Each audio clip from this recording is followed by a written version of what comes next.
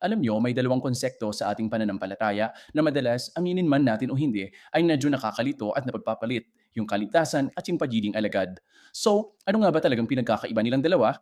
Tara, himayin natin yan ngayon. At ang guide natin, dalawang simpleng-simple pero napaka-powerful na imahe na galing mismo kay Jesus, tubig at pagkain. So, heto yung pinakaugat ng tanong, di ba? Ang kaligtasan ba isang regalo lang na libre nating tinatanggap? O isa ba itong gantimpala na kailangan nating pagtrabahuhan at paghirapan? Yan ang sasagutin natin. Okay, unahin muna natin yung kaligtasan. At para mas maintindihan natin to, balikan natin yung sikat na kwento. Yung usapan ni Jesus at ng babaeng Samaritana sa tabi ng balon. Kasi dito niya unang ginamit ang isang napakalinaw na metaphor, ang tubig. Pero teka, linawin lang natin ha, hindi ito yung literal na tubig na iniinom natin, okay? Ang tinutukoy ni Jesus na buhay na tubig, yun yung offer niya ng buhay na walang hanggan. Isipin mo, isang regalo na kapag tinanggap mo, hinding-hindi ka na ulit mauuhaw, spiritually, syempre. So, ang tanong, paano ba ito matatanggap? Napakasimple lang pala, tatlong hakbang lang. Una, kailangan mong maniwala na ito ay isang regalo, libre, walang bayad.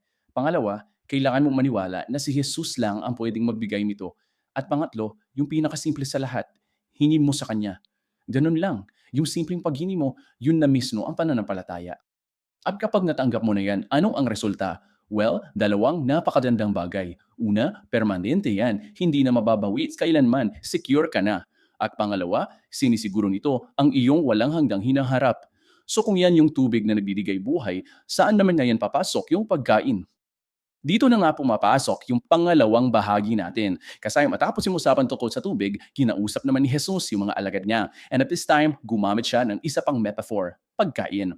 At ikong pagkain na to, ito yung kumakatawan sa pagiging alagad o discipleship. Ayan, sabi mismo ni Jesus, di ba? Klarong-klaro na hindi literal na pagkain yung tinutukoy niya. Para sa kanya, yung nagbibigay sa kanya ng lakas, ng sustansya, ay yung paggawa ng kalooban ng Ama. Yun ang kanyang spiritual food. So anong ibig sabihin yan para sa atin? Yung pagkain sa kwentong ito, yan yung mga ginagawa natin bilang mga mananampalataya. Yung pagsunod natin sa Diyos, yung pagtupad sa misyon niya para sa atin. Sa madaling salita, yan ang trabaho ng isang alagad. At ito, paki-take note kasi ito yung pinaka-crucial na punto sa lahat. Hindi tayo gumagawa para makuha yung kaligtasan. Tandaan nyo, nakuha na natin yon nung tinanggap natin yung tubig. Ang paggawa natin ngayon yung pagkain ay para sa buhay na walang hanggan na meron na tayo. Magkaiba yung motivation. Kung ang tubig ay nagbigay sa atin ng buhay na walang hanggan, ano naman ang resulta ng pagkain o ng paggawa natin? Ayon mismo kay Jesus, may resulta yan. Sahod at bunga, mga gantimpala, mga rewards para sa mga ginawa natin. Okay, so para mas malinaw pa, pagsamahin natin lahat. Let's put them side by side. Dito niya talaga makikita yung linaw ng pagkakaiba ng isang regalo laban sa isang gantimpala. Basically, ang pinag-uusapan natin dito ay tubig versus pagkain at pananampalataya versus paggawa.